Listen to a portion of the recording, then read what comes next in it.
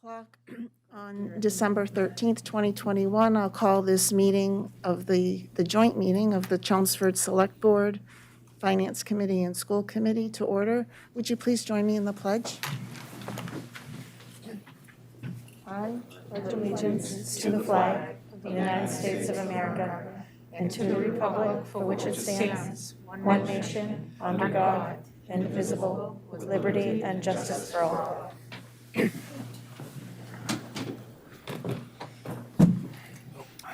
Okay, just for the record, for our recording secretary, I'm going to go through who is here as participants. So first, from the school committee, we have Dennis King, Maria Santos, Jeff. Already. Thank you. Donna Newcomb, and did I miss anyone? John Moses. From the Finance Committee, in the Zoom room, we have Jim Clancy, Kathy Duffett, Dave Goslin, and at the table, we have Sam Chase and Eric Chambers. Did I miss anyone? And from the Select Board, we have Pat Wojcik, Mark Carrata, George Dixon, Ken LaFave, and Virginia Timmons. From Neshoba, we have Dr. Denise Pigeon. Is anyone with you? Yes, we also have our You have representatives. to talk into the microphone. Sorry. It's okay. We also have two of our representatives, Mr. Sam Polton and Ms. Claire Janot, and our business manager, Michelle Shepard, and assistant business manager, Michelle Cody. Okay. And for the town, we have Town Manager Paul Cohen, Town Accountant Darlene Lucier, Finance Director John Souza, Superintendent of Schools Dr. Jay Lang, Assistant Superintendent Dr. Linda Hirsch, and I'm spacing Johnson. Yep, Joanna Johnson. And you, Director of Business and Finance. thank you. And have I missed anyone? Okay. Paul, I'll let you go ahead and moderate the agenda. Sure, thank you. As is customary around this time of the year, we gather to initiate the process for fiscal year, for the upcoming fiscal year. And in this case, it's fiscal year 2023. The closure of fiscal 22 just happened. We had fall town meeting. The select board had a tax classification hearing. And last week, the town received its approval from the Massachusetts Department of Revenue of its fiscal year 2022 property tax levy and rate and so forth. So basically, that closed out the levy and appropriations for the current fiscal year that ends in 6 months on June 30th. The actual tax bills, which we know as the third and fourth quarter tax bills, which are actually the actual bills because the first two are preliminary estimated bills, the first third quarter bill will go out at the end of this month, and then the fourth quarter bill will go out at the end of basically April 1st and due May 1st. So basically, this is sort of the start of the budgetary process for fiscal year 23. How it works under the charter is the charter calls for this meeting to be convened for the select board and school committee to gather in consultation with the finance committee to provide guidance for the superintendent of schools and the town manager in the budgetary preparation process for the new fiscal year. The charter provides that the town manager produce his recommended budget by the 90 days prior to the spring annual town meeting, which is basically the end of January. And I intend to do that on January 31st of this year. I'll submit a budget to the three respective boards and release it to the community. And that will have the capital and operating budget components. Later this evening, John Souza will speak to the capital planning committee's recommended fiscal 23 capital improvement plan. Also on February 1st, Dr. Lang will be submitting his recommended fiscal year 23 school operating budget to the school committee. I believe the school committee will hold a hearing in March 1st on that budget. And then what will happen also is in February, late January and into February and into that March timeframe, the Finance Committee will hold hearings on the proposed budget, operating capital. They'll then wrap up their recommendations beginning of April, produce a report that will be issued in time for the spring annual town meeting the final Monday in April this year. And at this point, everything appears to be on schedule. So that's how we're proceeding. So again, tonight's the beginning of the new year, in our case, the new fiscal year operating process. So if there are any questions, please interrupt and ask at any time. But the way we traditionally begin this format is as we look to the new fiscal year, we start with the status report on the current fiscal year, and that's with our town accountant, Darlene Lucier. So Darlene has the materials that will be displayed and in the packet, and Darlene will walk us through where we stand today as we're entering, we're now in the 6th month of the current fiscal year. Good evening, Darlene. And just for the record, John Thibault from the Finance Committee has entered the Zoom room. Thank you, Mr. Manager. Good evening, board members. Tonight I'm going to be presenting where we are for the fiscal 22 budget and revenues. These numbers I'll be presenting this evening are through November 30th. So I just want to start off with the status of where we are for fiscal 22 revenues. The revenues for the budget actuals actually remain solid to date. We're seeing solid numbers coming in. For our benchmark target for through the month of November would be at 42%, and our total collections at this point is 47.6 of our $145 million budget. So we're trending, trending well there. We're a little over our targeted benchmark numbers, which is good to see. Some of the local receipts that we always take a look at is our motor vehicle, because that's our largest of the budget of the local receipts. We're about 17.3% of our $5 million. We usually see it low at this time of year because we don't receive our large commitment for motor vehicle until January. We did have a small commitment in December that just came in about $88,666. But we'll see our large commitment coming in January, so we can get a better feel of what our collections are going to be at that time. But we are still trending 28.2% higher than we did from the prior year. So motor vehicles, excise is still doing well, even though I think there's not new cars out there, but I think people are trading in their cars that are older for another older vehicle, but something newer than they might have, and not maybe buying newer vehicles. We're just still seeing the trend fare well there. Local option meals tax revenue did well for the first quarter. 177 was what we got in our quarter. It's up 26% from prior year. I think people through the mask mandates kind of loosened up. People were being, I think, having their shots, were being immunized, felt a little bit safer to go back out to restaurants and dine. And I think that's why we're seeing a little bit up from the prior year. Hotels and rooms tax, another part of our local receipts. Our first quarter was $112K. It's just a small, about 20% lower than it was from last quarter, but we'll see how we fare through the holiday season and people start staying in our hotels. So that's just, that number kind of fluctuates throughout the year, so we'll keep an eye on that. Another the second largest revenue source for them is our permits. We're up about 5% from prior year. We're still seeing, there's really no big projects on the books that we're seeing, a big number come in for permitting. But what we're seeing is still people are doing home improvements, and there's really where those permitting fees are coming in from.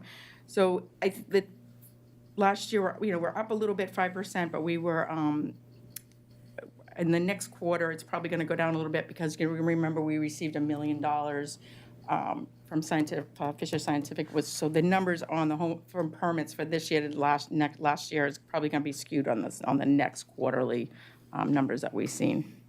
But we're still trending well there. Rental income is up significantly, renting out like the gymnasium over at the town offices, things are up. Last year, and that's because of the cause, we had to literally shut down all of our public buildings. We couldn't rent out to a basketball league or anything like that. So now we're back opening, those buildings are back open for rental. So those are all, that income is now coming in. So that number is significant from prior year. And a property tax, The second part of the receipts that we thought our largest receipt is property tax collection, and we're right on target for our property tax for the targeted benchmark numbers. If anybody has any questions, I'm happy to take any questions if they have on any particular revenues that are coming in. Even our basically even our miscellaneous and recurring, those revenues are all pretty much trending the same as last year, so I see no issues there. Just to talk a little about where our expenditures are to date. Through November, we've expended 37.5% of our within just general fund level budget. The only ones that there's a couple that I'm going to be monitoring, snow and ice. One of the things is that when the DPW went out, the cost of salt, and I think you're probably hearing this all in the news, for other cities and towns, this is where they're getting, they're seeing there's a significant increase in cost was the salt. So we're going to have to see what type of winter we have. If we have a really hard winter, this is probably a budget we may have to adjust. Again, this is a line item you can actually go into deficit and raise it on your recap the following year. But usually we cover that through some type of, with either, yes. So we can usually cover that deficit at the end of the fiscal year. Another thing we're seeing a significant cost increase is the independent snowplowers. I think you've all heard that the cities and towns, and even on the state level, they cannot get independent plowers. You see the signs out on the highways, and they're like just. So what we've had to do, talking with the DPW director and with Paul, we kind of looked at what are the other towns around us were actually paying. We were the lowest, so we actually increased our hourly rate for independent snowplowers to try to get them, because we were going to be really in a tight bind and not have people get out on the roads to plow these roads. So we did increase that. That's kind of an unexpected cost increase we're going to see under the snow and ice budget. So I'll be monitoring that throughout the winter, seeing where we're at. I'm working with the DPW director and how we're handling those costs. And something we always monitor, the finance team, is our unemployment costs, IUD claims. That's injury on duty for both police and fire, and any workman's comp claims. So we try to manage those, see where we're at, and always checking out those line items. So that's and the individual departments, I see no issues other than probably the snow and ice. All the other departments, no issues with having to do. I don't see any budget adjustments going to be coming down for Springtown meeting. One thing I just ran for everybody is kind of what we have. I like to show people the balances in the special revenue accounts. This is outside of our general fund. We have the senior center lunch program, the school lunch program, all the revolving accounts, reserve for appropriations, things we vote at town meeting to take money out of, and then other department donation revenues. So we're just starting off.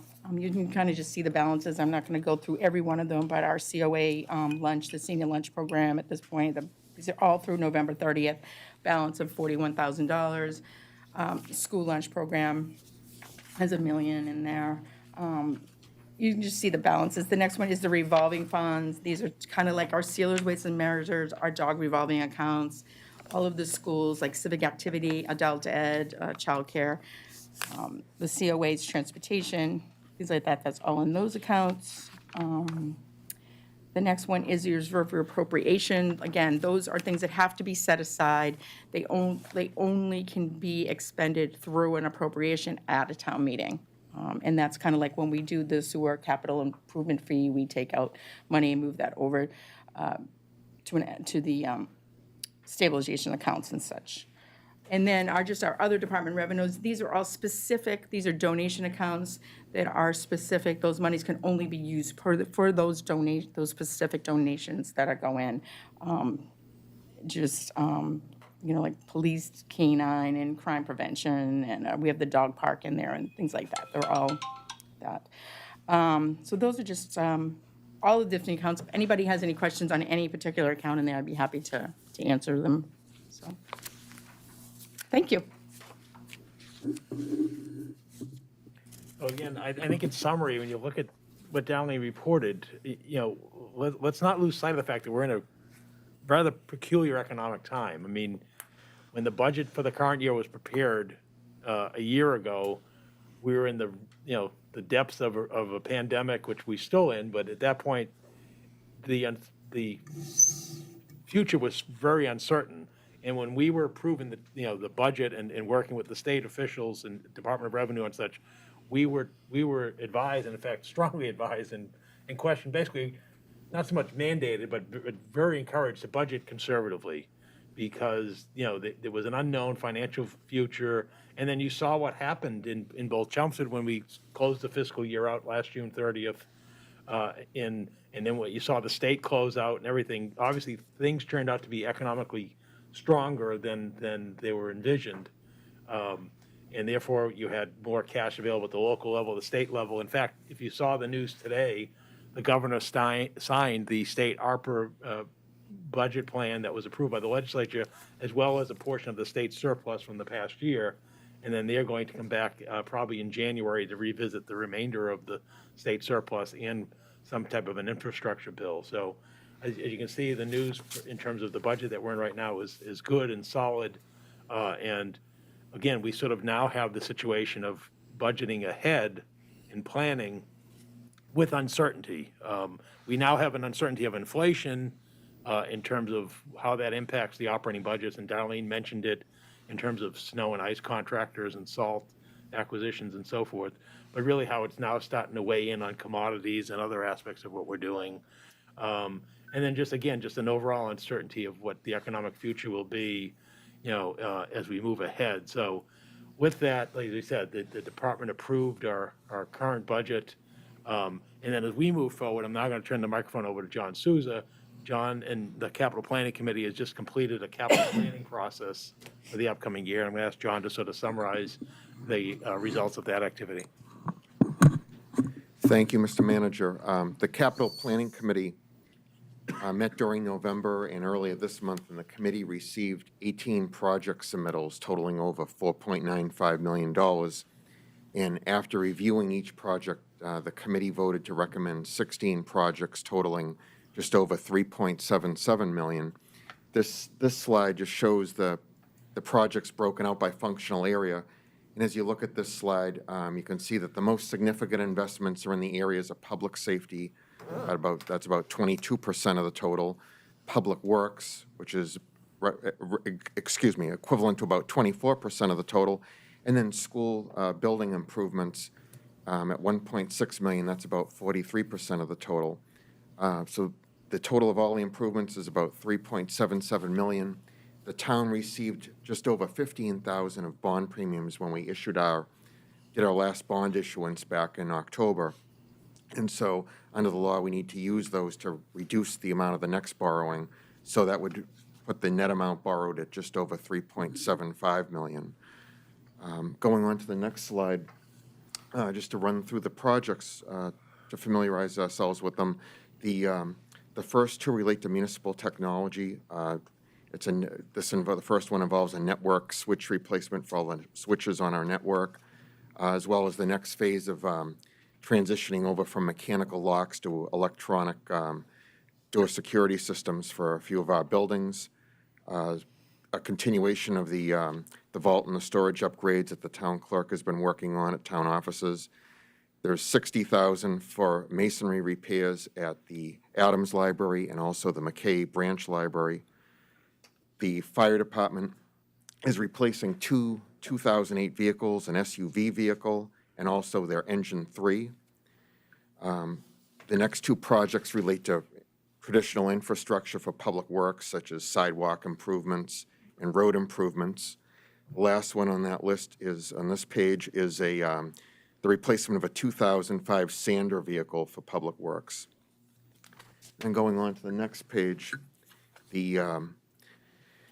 our municipal facilities department is looking to replace a pickup truck from 2006, and then the next series of projects for our school buildings. And the first one it's titled HVAC ductwork, but it's few things involved in there. There's a ductwork cleaning and servicing, replacement of hot water convection units at Westlands.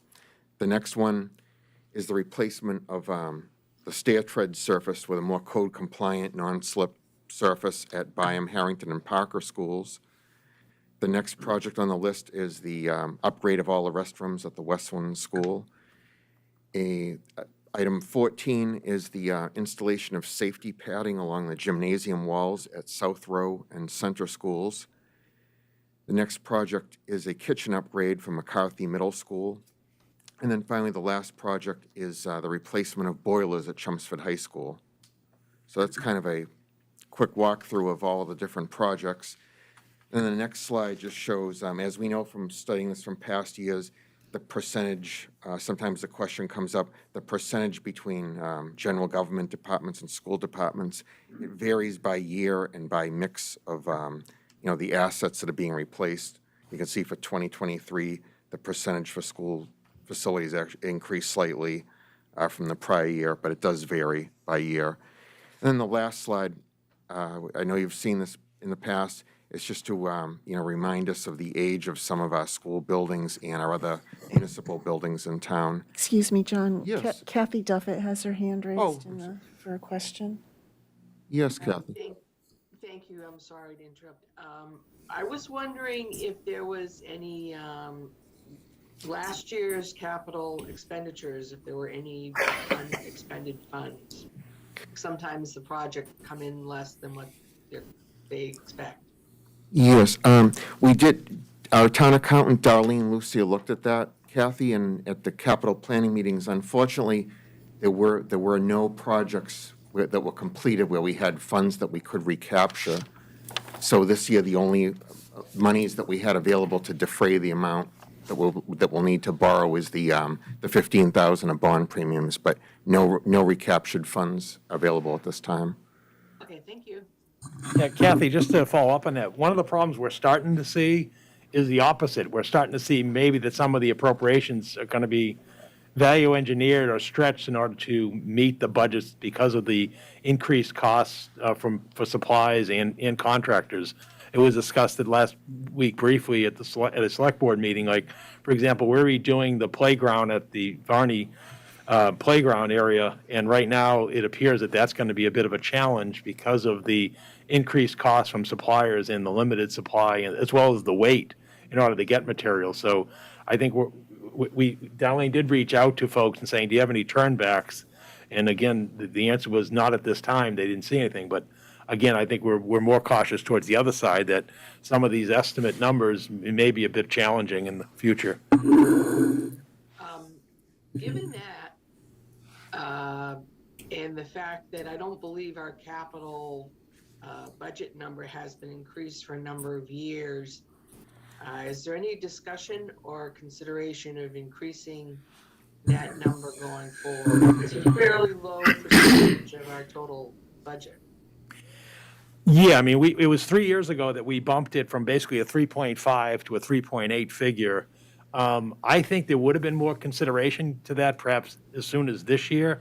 I think what's unusual this year is this one-time influx of extraordinary funds under the American Rescue Plan Act, or the ARPA funding, which will address a number of items which otherwise would fall on capital, such as HVAC, sewer, and stormwater and other types of projects. So I think that's probably where we may be headed in the future. As you noted, our budgets grow. Does the capital grow proportional to the budget? But I think given the ARPA thing, and then also we're expecting an infrastructure bill from the Commonwealth and next month, in terms of how, as I mentioned earlier, how they're going to align some of the federal monies that were approved, in terms of funding for roads, infrastructure, sewer, stormwater, and so forth. I think it really going to become a challenge now about how much we can really take on. And this was a discussion that we had even over the past summer, you may recall, when we were talking about putting additional money into the town's roads. There becomes this ability of how many projects, one is how many can you get contractors to perform at a reasonable price? And then second of all, how many can you manage effectively in terms of procuring, project management, and so forth? And I think of the given of those two, the more troublesome one, or concerning one is the former, because the prices are so ridiculous right now that we may be putting in the most expensive roads and the most per mile, and maybe perhaps the most expensive other aspects of projects that this is not the time, this is really not a great time to be going to market. But on the other hand, there are some realities that we have, such as air quality and other that really require us to do it. But it's a very overheated market, because not only are we going to market, but there's other towns and other businesses and other aspects who are going to town for this similar type of work. So I share your concern. I think that's something that we'll be visiting in future years, but I think the extraordinary circumstances of the current present with ARPA monies and infrastructure monies, that really didn't warrant an increase at this current point in time. So that concludes a summary of the capital plan. If there's any other questions, I'd be glad to try to answer those. Any in the Zoom room? Thank you, John. As we now move into the operational budget, we've been blessed, and I guess in the past few years, and blessed again to have the Neshoba Tech here at the table with us. Dr. Denise Pigeon has been a true partner to the community in terms of the vocational ed services that are provided to our students and young adults. And we recognize that you're in the midst of your budgetary process, but it sort of is helpful to give us an oversight in terms of where things are going in terms of the October 1st enrollments, which determine the allocation of the budget, as well as some of the early identified operational and capital needs of the district. So welcome. And again, thank you for the invitation to be here tonight. I always enjoy coming to this meeting and to hear some of the planning and challenges that are being faced in our member towns. Again, I'm proud to represent your skills-based vocational technical public high school. Also pleased to have with me tonight several members of our school committee. As you know, Chelmsford was one of the first founding members of Neshoba Tech. I always like to point that out. And just to go back to an earlier slide about the age of your school buildings, Neshoba Tech was built in the 60s as well. Our last major building project was in 0405, where we did a major renovation project, but we're nearing 20 years on that project. In terms of how we're governed, just for folks that might not be familiar with our structure, we do have a 14-member school board. 3 of those voting members are Chelmsford representatives, and we do have one alternate from Chelmsford as well. Because we have such a large school committee, we also break out into subcommittees, and we have a very active budget and finance subcommittee that meets regularly to review the current status of the budget, as well as discussion as we prepare the FY23 budget. And 2 of your representatives serve on that budget and finance subcommittee, and that includes Donald Eyre and Claire Janot, both very active on budget subcommittee. In terms of the FY22 budget, we are in good shape. As you've heard earlier this evening, there have been some expected ongoing COVID costs, some unexpected ongoing COVID costs, such as the price increases that we've heard discussed.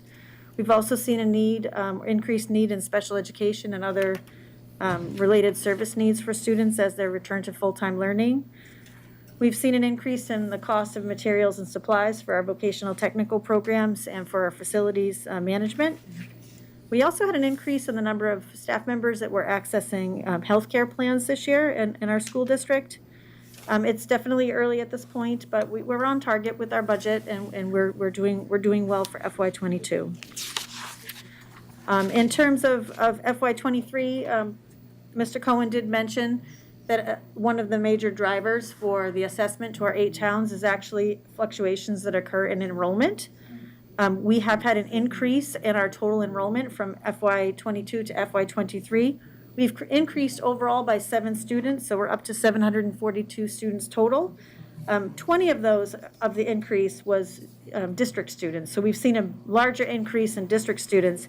In fact, with this current freshman class, we had so many in-district applications, we did not accept any school choice students in the incoming freshman class, and that's the first time that I've ever seen that happen in the time that I've been at Neshoba Tech. We're also on target, it looks based on preliminary district applications this year, that next year we will not have any school choice students in the freshman class as well. So our school choice population is decreasing, our district population is increasing as we move forward into FY '23.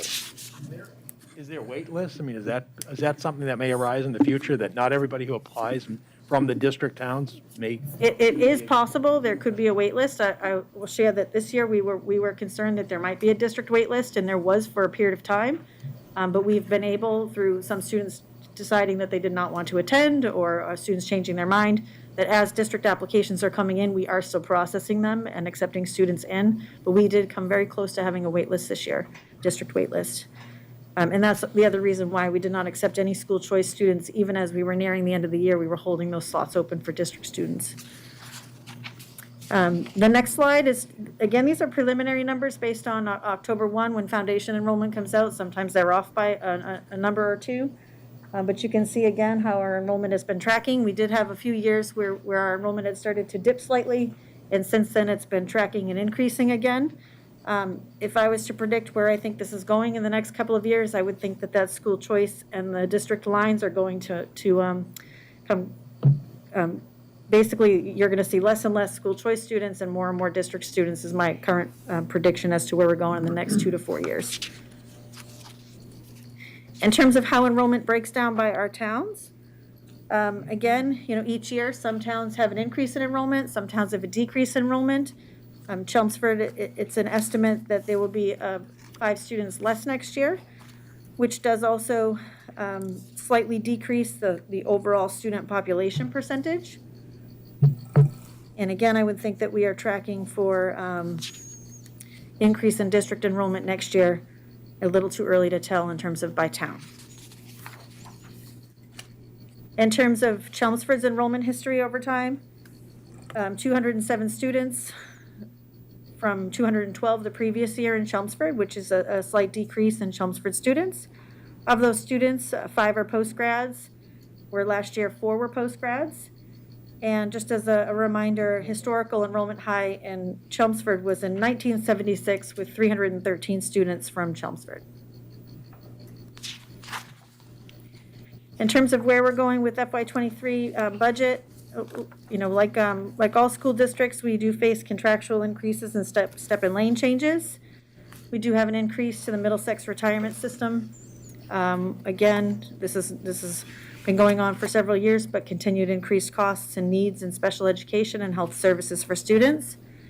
Transportation contract is anticipated to be increases in health insurances, other vendor contracts, and again, we're watching closely what's happening with the increases in the cost of equipment and supplies for our technical programming. Other considerations as we move forward. Again, an aging facility and ongoing capital needs, continuing to address the needs of our students, in particular in the area of additional mental health and wellness supports for students as we continue to teach and learn through a pandemic. Other anticipated items to think about as we move forward would be the changes in the formula, the minimum contribution formula, which I know Paul will probably speak to a little bit more in future slides. Again, we've been talking about this for a couple of years, but that multi-year adjustment to the use of one-time funds as our school choice population decreases, that will be less revenue as we move forward to potentially offset the budget. And we know that we want to continue to stick with our annual funding plan for OPEB, as has been discussed for several years. In terms of capital needs, we are in the process of updating our capital facilities assessment so that we can continue to build a strong plan for the next 5 years, 10 years. As Paul had mentioned earlier, the prices of all projects seems to be dramatically increasing, and that's something that our Equipment and Facilities Subcommittee is currently navigating through and discussing. We do have some major projects that we know we have to do. We have a structural issue that we have to deal with on door 28, which is one of our major entrances in our building. We too are looking at how we can upgrade our HVAC system. We know we have to address some fire suppression system needs and an elevator upgrade. So those are some of our large projects that we know we have to tackle in the upcoming years, in addition to the typical capital needs that we have each year.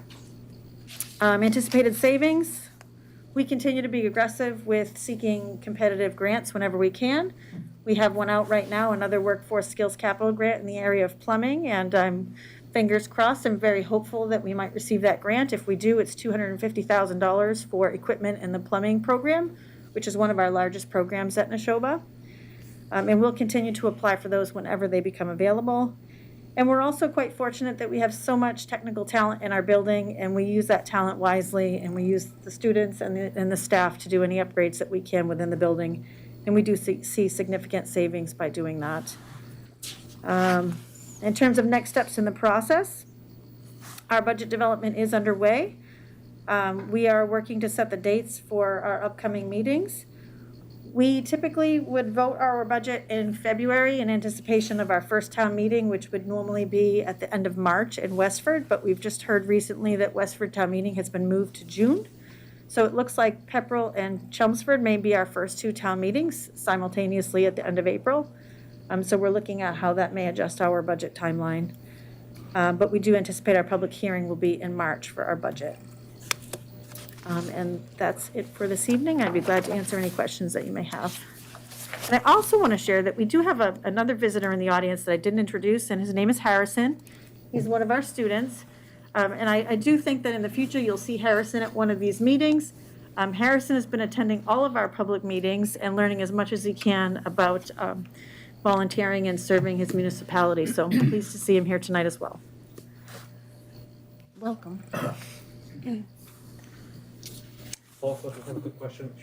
Are you eligible for any of the ARPA funds? How does that work, not being a municipality? That is a great question.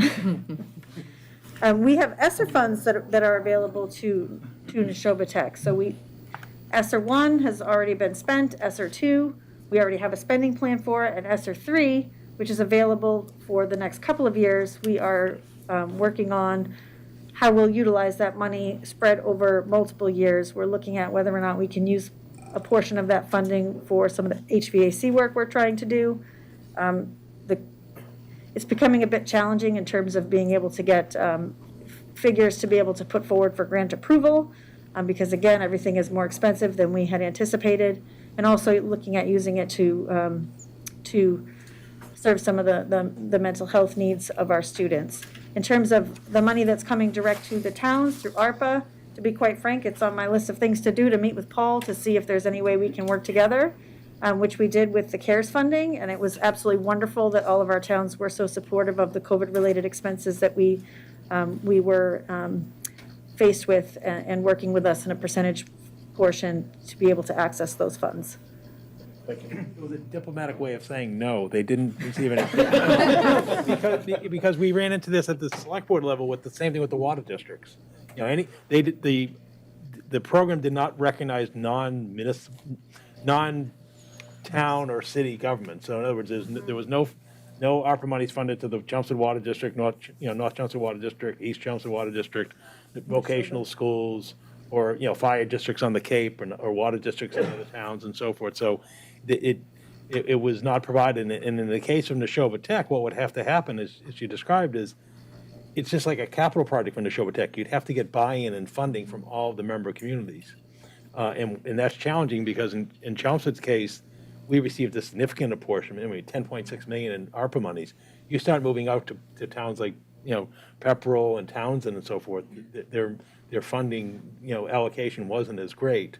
And then it just becomes a challenge of now trying to get them to commit into a vocational district. So it's kind of like trying to do a roof project when you don't have all the buy-in for the community. So, it's a challenge. And again, it's something you just have to consider as we look ahead. But theoretically, the town could use that money to support. Right, if the technical select boards in all those Yeah. towns were to come in and say, yes, we're going to proportionally fund a project for Neshoba Tech, that could be done. Okay, thank you. Any questions from the Zoom room? I'm not seeing any. Okay, thanks. The next component is hearing from Dr. Lang for the Chelmsford Public Schools.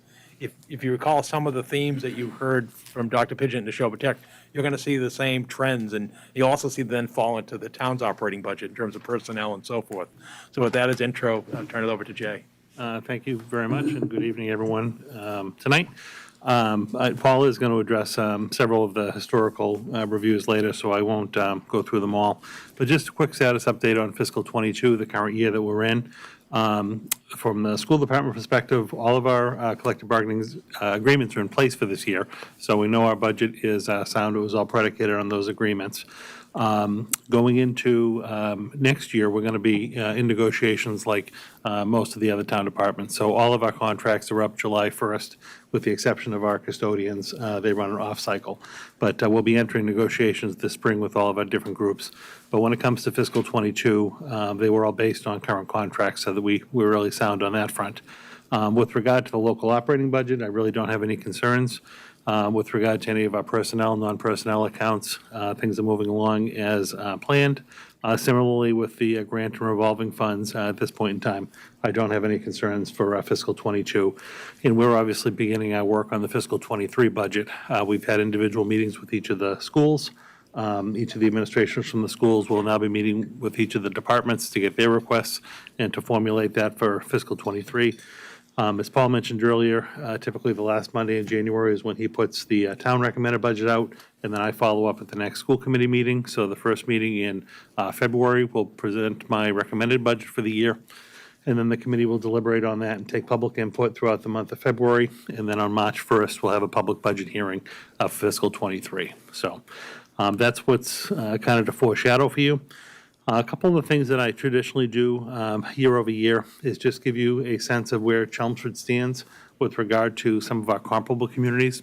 The Mass Department of Elementary and Secondary Education identifies each district in the state's 10 most comparable communities based on demographic and size and income factors and a whole bunch of different areas. And I think the trend here you'll see is year over year, the communities may change a little bit. You might have one or two new ones, one or two might go out, again, depending on where we're at. But for fiscal 19 and 20, some of these figures are for different fiscal years. The trend is that you'll see Chelmsford falls right in the middle of the pack with regard to the comparable districts as far as spending is concerned.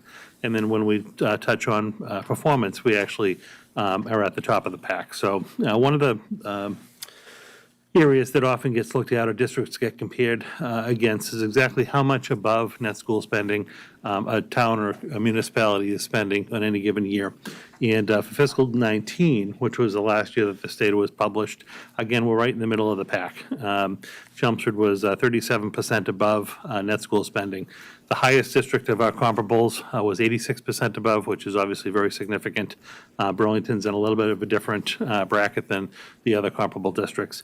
And Melrose is obviously, they just barely met their net school spending requirement to just 3% above. So we're right in the middle with regard to our net school spending. When it comes to our student-teacher ratio, this is actually something that we've been working on over the last number of years to decrease, and I'm happy that we're still moving in that direction. And again, we're right in the middle of the pack at about 12.8 to 1 ratio as far as students to teachers is concerned. And again, that takes into consideration all students and all teaching staff in the district. Obviously, when you walk into a regular academic classroom, you're not traditionally going to see 12 students and a teacher, but we have a lot of separate programs, and when you take it in totality, that's our ratio. And again, it's just helpful to be able to compare city to city, municipal district to district. And again, we're right in the middle of the pack. One area that we remain low on with regard to our comparables is our salaries, and one that obviously gets compared is teacher salary. So we're actually in the bottom percentage of this bracket when we take a look at our comparables. Fiscal 20 data is the last data that was advertised and published, and we did in our last round of negotiations make a couple of augmentations to the salary schedule that didn't hit until fiscal 21. So I will be interested to see how much of a difference that makes. It probably will offset this this grid by about 1% or 1.5%. So next year, when we do take a look at that, I think it'll be a little more telling. I think we'll be up a couple of communities getting closer to the middle of the pack. But taking a look at our salaries is something that we have to be mindful of, particularly in the competitive market we find ourselves in school-wise. Per pupil expenditures, again, in total, when we take a look at how much in-district we're spending on each of our students, again, we're right in the middle of the pack at about $14,600 per student. Again, this is just our in-district students. The number would be a little bit higher if we actually took into consideration all of our out-of-district students, students who may be in out-of-district placements. It's, notable here that most of our comparable communities, again, with the exception of Burlington, which is a little bit of an outlier for our group, actually spends less than the state average. So all of our comps, with the exception of Burlington, are spending less, and we're right in the middle of the pack. I'd mentioned earlier, performance-wise, even though we spend in the middle of the pack, we actually do outperform our comparable districts. Again, this is based on last spring's 2021, the Next Gen MCAS, and when it came to our 5th and 8th grade students who took the science MCAS, just as one point, we had 65% of our students scoring in the meeting or exceeding category, which is in the top 3 districts. And then when you move up to the high school level, again, our 10th grade students take math and ELA or English MCAS. We followed right behind Westboro with 81% of our 10th graders scoring in the meeting or needs or exceeding expectations category, which is super. And then again, in mathematics, with 80% of our students finishing in the meeting or exceeding expectations. So again, the trend continues that I think we spend a fair amount of dollars on our students. I think it's equitable compared to our comparable districts, but we really do outperform based on the amount of money that we're spending. And as we just shift quickly to take a look at fiscal '23, again, as we're building that base budget, we obviously have some personnel and non-personnel fixed costs that we have to take into consideration. As I mentioned earlier, we already have contracts in place that have automatic steps built in. So that's a little over $500,000 that we know we have to account for coming out of the gate. And unlike other departments, municipal departments, we actually do have to include within our budget document money that we'd be setting aside for negotiations. We don't come to, say, town meeting after a contract is settled. So what I always do is kind of bookmark what a 2% COLA would be, and that's just shy of $1 million in actual new costs that we'd be adding to the budget. And then we have various provisions within our contracts for teachers or professional staff that might move from, say, a master's degree to a master's plus 30 or get a CAGS degree. There are different incentives involved in that, which continue to bring the number closer to $2 million. We wanted to flag for you, we have not gone out to bid yet, but we will be right after the first of the year for some major contracts. So our transportation contracts are up at the end of this year. We're going to be going out to bid for our regular ed transportation contract. Our special education transportation contract is also up, so that'll be going out to bid or minimally soliciting quotes. And then our contracted custodial cleaning services. So we still employ the day full-time custodian in each of our buildings, and we contract out for the cleaning services in the evening. And we contract with 3 different vendors. We have one company that covers all of our elementary schools, a different that covers our middle, and a third company that covers our high school. They really do a fantastic job. If you're in our schools lately, I'm really proud of the way that they look and the companies perform. But I will be interested to see when we do go out to bid, because all of these companies, whether it's transportation or cleaning, are having the same struggles we are trying to attract staff. And I don't know what that's going to mean for the bottom line of the bids when we receive them. But obviously, when you take into consideration our fixed personnel and non-personnel costs, it's a little over $2 million just in recurring costs that have to get added to the budget. And again, as we're working through our different scenarios with our schools and departments, just to keep in kind of the back of your mind, those are some of the figures that we're working on as we put together our '23 budget. So again, thank you for coming tonight. Happy to answer any questions you have, and obviously participate with Paul's portion of the agenda as well.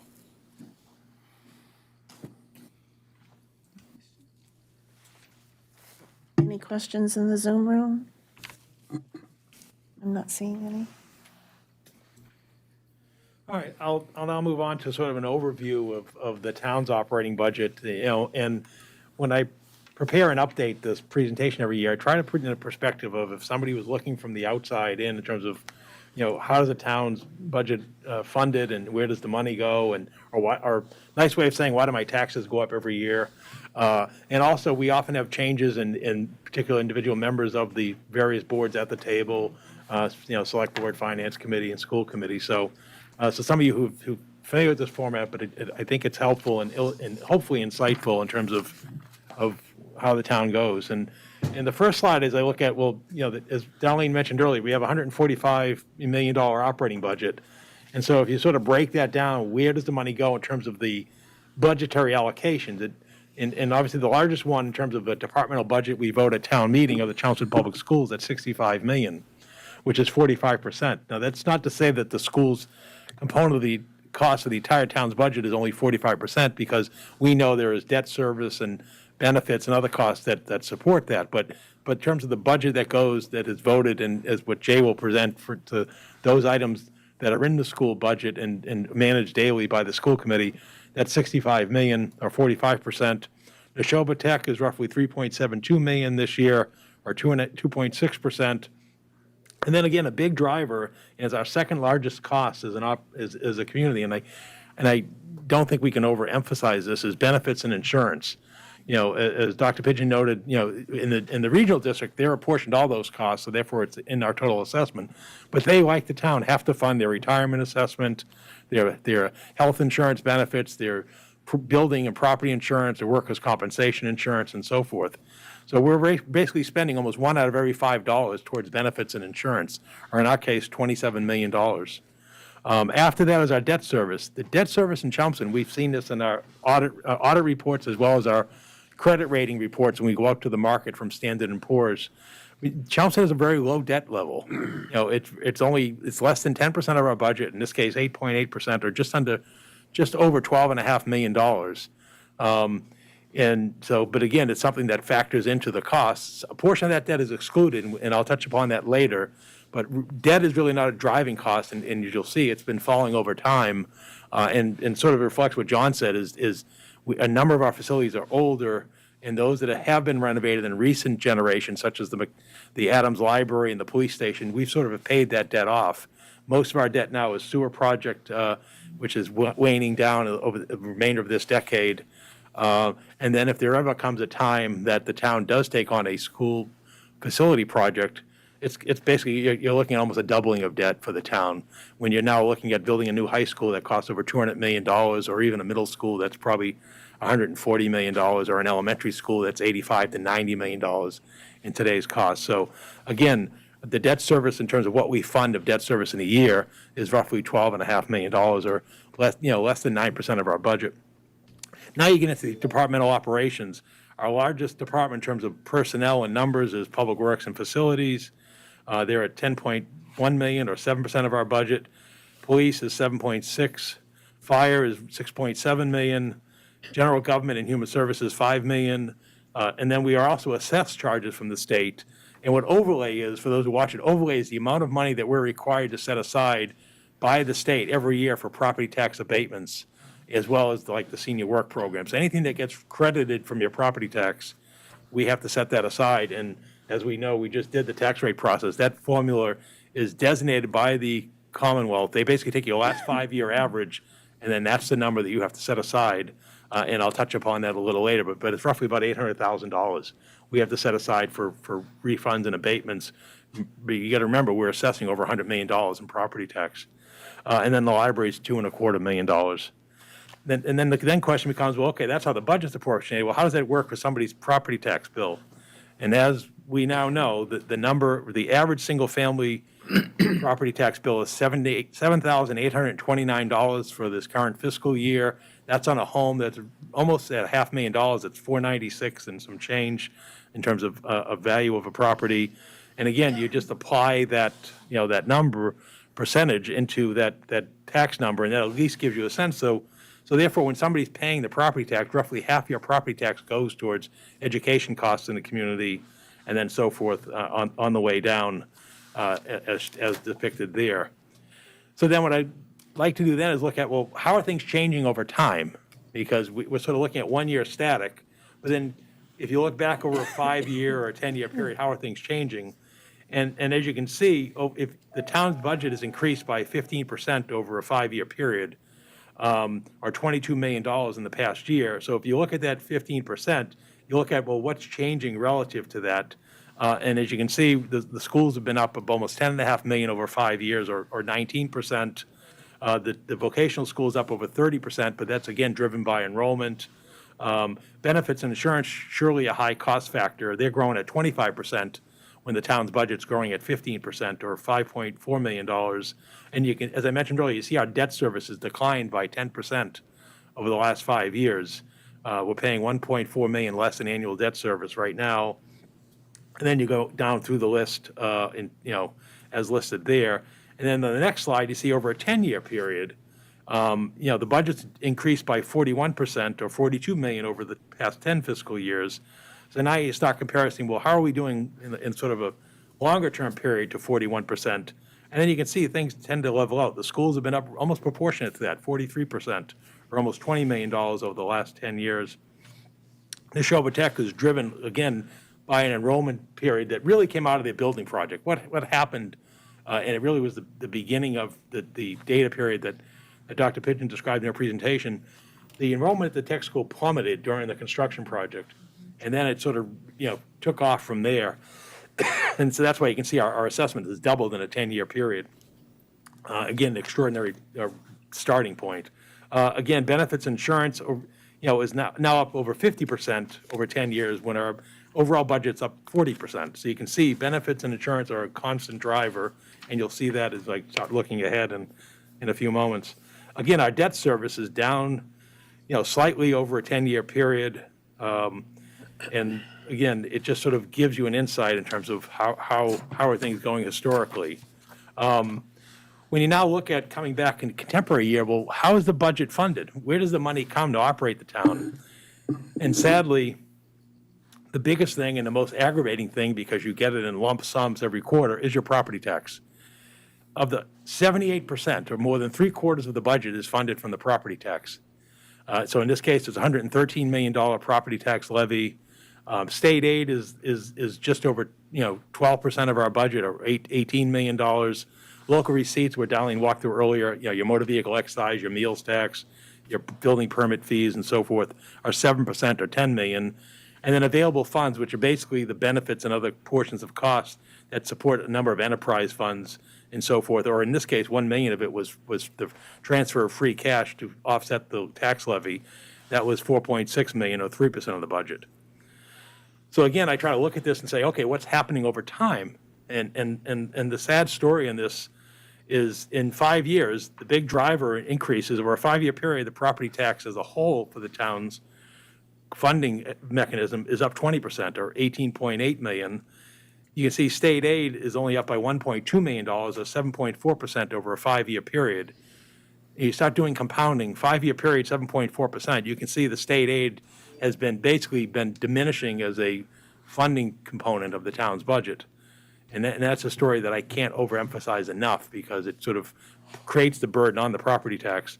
Again, local receipts, relatively flat, and then available funds, again, that's distorted because 5 years ago, we didn't apply $1 million to reduce the levy, so therefore, it shows a large increase. The other issue of property tax, it has to do with who pays the property tax in terms of valuation. And if those of you who may have watched the select board meeting last month, the driver is what's happening to residential values versus commercial industrial values. And obviously, we're seeing an ongoing trend that's continuing in the present. So right now, 83% of the property tax in the community comes from residential valuation. Now, residential includes multifamily residential, so not only condos, but multifamily apartment buildings and so forth, even though you'd consider that a commercial operation where it's a large company that's renting out apartments in the hundreds, in some cases, of units. That's still considered residential valuation. So you can see that's increased over time. And as you can see, when we look to the upcoming fiscal year, that's going to increase because the valuations are based upon the calendar year. So when you start fast forwarding almost a year from now, the values that are going to be set in the property tax are the result of the property sales transactions and market for the calendar year we're finishing in a couple of weeks. And if anybody has seen the market this past year, you know what's happened to the residential market, particularly compared to commercial and industrial. it's increased significantly and almost at historic levels. So so basically, what I'm politely saying is when we sit here a year from now, that residential valuation is gonna continue to increase. That trend will continue. And then the effect becomes in terms of the average single-family property tax bill, which is the next chart. As I mentioned earlier, the average value right now is up to the highest in the town's history of $496,467. If you look back, 15 years ago, there was a peak back in the first decade of this century, and then you had that dip that we all lived through, the Great Recession, the depression of real estate market and so forth. And you can see over the past decade, the market's come back. So then what you end up seeing is people talk about tax rate, but tax rate's really not a good measure because you can see our tax rate remains relatively constant from this year to last year, but obviously the bill went up, by $418 to $78.29. So that's why it's really is what's your actual tax bill, not what the rate is, because again, the rate times your value is what creates your bill. Interesting thing to note there, and I'll touch upon this later, is if you look over 5 years, the increase is $917 or 13.27%. If you think about taking 2.5%, compounding it over 5 years, that comes out to 13.14%. So in essence, you really have seen property taxes increase on average about 2.5% over the last 5-year period. What happens is not every year has the adjustment been proportional. I want to go back, as I always do, and really just harp on this issue of declining support from the state government. And the big one is Chapter 70 education aid. A few years ago, when we were sitting in this room, some of us, we were hoping that the state was going to do education reform and they were going to really step up and go back to historic funding levels and really meet the obligations for being partners in educating our students. I think we could probably give Dr. Pidgeon at least a half hour. She could talk about her disappointments in the vocational school in terms of how they get squeezed in terms of transportation costs and just the lack of overall support. But at the local level in Chelmsford that I speak of, it's really just disappointing. You look and you see the numbers. They speak for themselves. In the last 5 years, our Chapter 70 education funding has gone up 5.58%. You're talking 1% per year, folks. And the sad part is, and I'll sort of preview what I'm going to talk about a little bit later, under the ed reform funding bill, we're a minimum aid community. We're going to get $30 per student, less than $150,000. It's not likely to change. How do we, and this is a concern, where's the partnership? If inflation is running at levels that have been greater than we've seen in the last 15, 20 years, how are we to really bear the burden of educating our students when the state aid is running at 1%? It doesn't match contractual obligations that you see in terms of paying those. Again, we're a service industry. We educate students. We provide services to elders. We provide police, fire, and so forth. We're a service agency. We're coming into the schools and the cost here, not even to mention the distortions that Dr. Lang just spoke of in terms of what he's foreseeing for special education costs. Total cost, 5.58%, is just disappointing. You look over a 10-year period, it's not much better news. Almost 15% over a 10-year period. If you go, you almost got to go back to 20 years to see something that's even a little bit better at a 38% over 20 years. What's happened, and most recently with the current administration, who's not running again, so I'm not getting in the middle of a campaign, but the current administration has basically pushed more money towards what we call unrestricted general government aid. And what they've done there is Governor Baker's administration said, well, we're going to fund the increase in general government aid at the same increase in the growth of state budget. And he's done that. And you can see, well, gee, look, over the last 5 years, instead of it being 5.58% for the Chapter 70 monies, we got 14.34%. And that's likely going to happen again next month when the governor releases this proposed state budget. The problem that presents for us in Chelmsford is, in our case, our unrestricted general government aid is half the amount of our Chapter 70 education aid.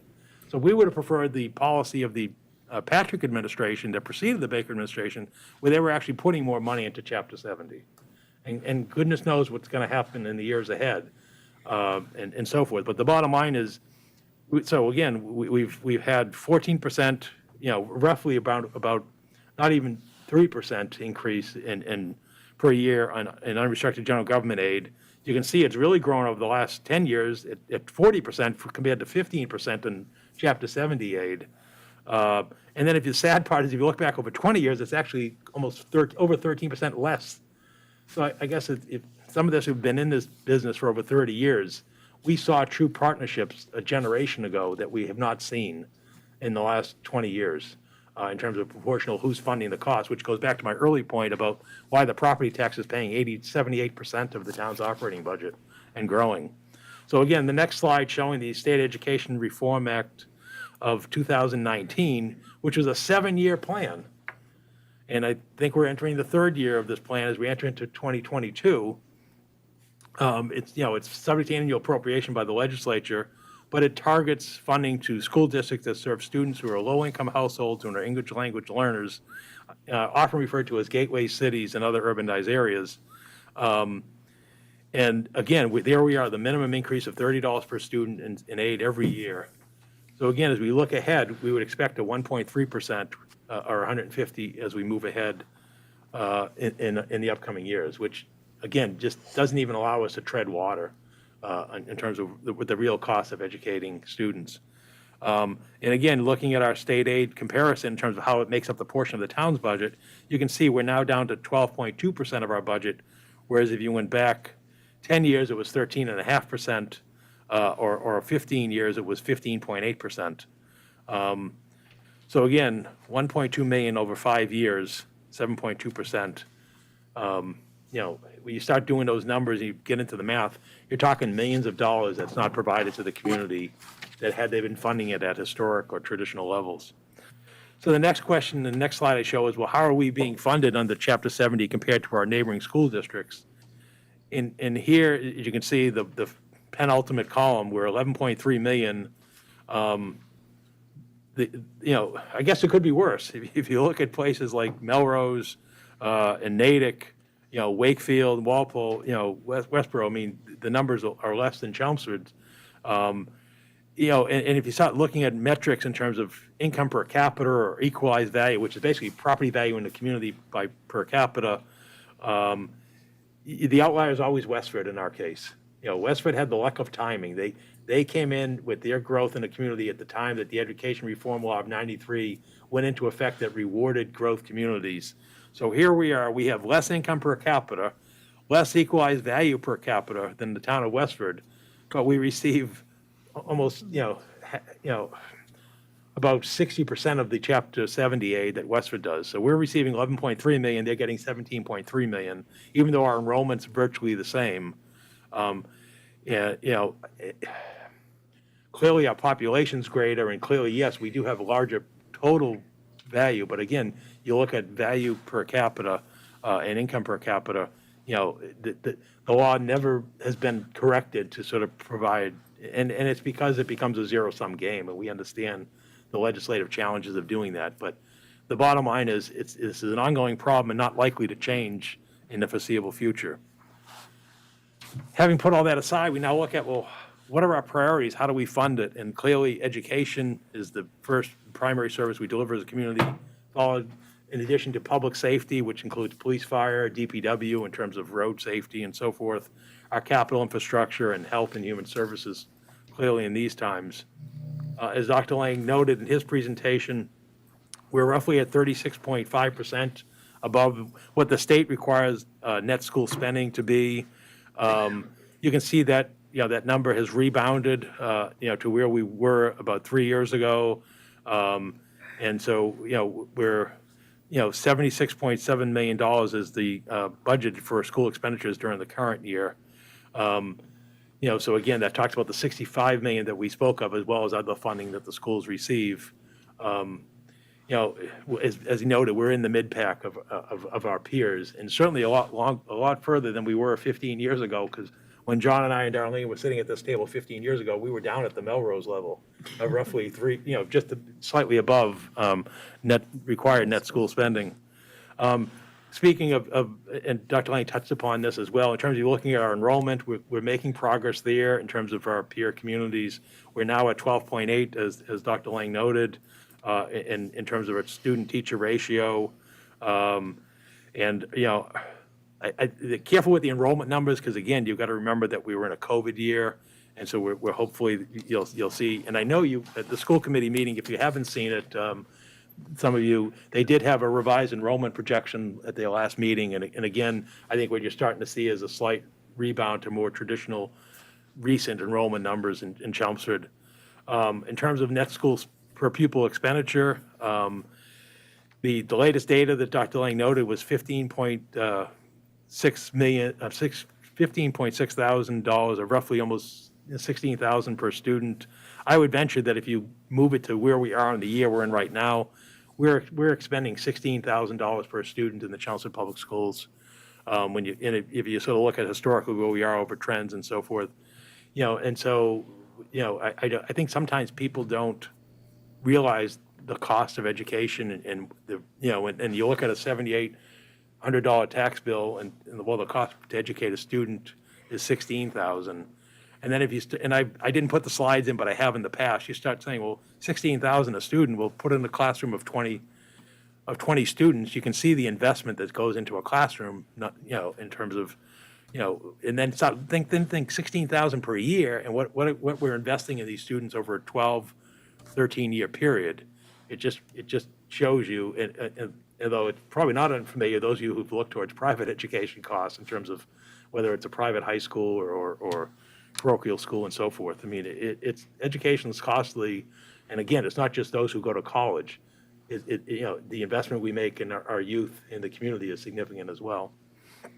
Again, looking at it in per pupil comparison, I think the best one is just go to the slide, and as Dr. Lang noted, we're in the midpoint. You can see Chelmsford there in the graph, shows us right around the midpoint in per pupil expenditure. And so again, how do you measure yourself? You measure yourself by your peer communities. And again, in this case, it's an objective measure because the Massachusetts Department of Education does this. So it's not like Jay and I get together and say, okay, what are the communities making us look better, or what looks good for Chelmsford? As Jay noted, this is updated annually by the state and shows the expenditure comparisons for us. The other cost, and Jay noted, was special ed and circuit breaker and those type of costs. We do get what they call circuit breaker or reimbursement for the extraordinary costs for special education. You can see the good news is at the far right column, the state's been funding it at the required 75% level that's called for in the statute for the last 3 years, and we hope that continues in the upcoming years. The interesting thing to note is while our number of eligible students diminished, you can see the net claim or the reimbursement is increased. So what that's politely saying is, although our number of eligible students has diminished, the cost to educate special ed students has risen, and therefore our reimbursement and claim has risen. So that's important to note. One of the other metrics is school choice in terms of enrollment. You heard Dr. Pigeon say that basically at this tech school, they're really squeezing that because of the district enrollments. What the school committee does in Chelmsford is they look annually and say, where would we have slots? Where can we put some revenue and some students in that's not going to impact significantly the education system that we're providing for the Chelmsford students, but also providing some relief under the law. So you can sort of see the trends over time. It's sort of been moderated in recent years. In this case, in terms of sending and receiving, you can see in terms of the school choice enrollment, there were 46 students this past year. $263,000. It's not a precise formula. It has to do with the base amount, then you get reimbursed for special ed costs and so forth. But roughly, they took in over $250,000 this past year, fiscal year, and then they have a balance in the account, as Darlene reported earlier, of over $2 million. In terms of the sending districts, like where do the students? Where are they coming from? In Chelmsford's case, to no surprise, most of the 46 students come from Lowell. 35 of the students come from Lowell. And then you can see there's a scattering from other communities, from Billerica to Westford, and so forth. And you can see if it's, you can see the $5,000 level in a couple of instances, but then you can see you could have the same number of students, but if there's special ed, there's graded tuition that's received for that. And then the question becomes, well, do Chelmsford's residents, do they offer, do some of their students go out of the district? And as you can see in the next slide, the biggest recipient of Chelmsford students is Westford. There are 17 students enrolled in the Westford Public Schools who reside in the town of Chelmsford. And so those dollars go with them through the state. And then you've got these virtual schools going on, which, which the second large you can see is the Tech Connections virtual, almost 10 students. So again, we have 35 students. We also have 109 students who enroll in charter schools. I'm not able to come across charter school enrollment in terms of where which charter schools, but what is available on the Department of Ed website is the aggregate, which is 109 residents from Chelmsford attend charter schools, and our charter school sending assessment from the state was $1.5 million. Moving on to average teacher salary, Jay touched upon this earlier. You can see it's for FY21, which isn't on the state's website, but I got from the end of the year report that Darlene and Joanna, you did an excellent job with that, and Darlene certified it. But our average teacher salary for the end of the school year that just wrapped up 6 months ago was roughly $83,000. So over the last 5 years, the increase has been $9,000 or 12.3%. And then moving on to Neshoba Tech, again, you've seen this in Dr. Pigeon's reports, so I won't belabor it, but again, the October 1st enrollment basis is what drives this.